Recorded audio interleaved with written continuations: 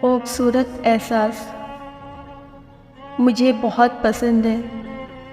सर्दी की पहली दस्तक, उदास सरसराती ठंडी हवाएं, उदासी में डूबी शामें, पत्तों का गिरना, सूरज की आखिरी झलक और रात की तारीकी में बादलों में छुपा चाँद, बारिश की बूंदें, सर्द हवाएं, खामोश खामोश सा माहौल, रूम की तन्हाई, नाइट बल्ब की हल्की मध्यम सी रोशनी, बदलते मौसम के बेरहम उदास कर देने वाले लम्हे, स्याह लिबास, पर्सनल डायरी, बार बार डायरी की तहरीर पढ़ना, अजीब सी बेचैनी में जो लिखे गए हों, अधूरे ख्वाब,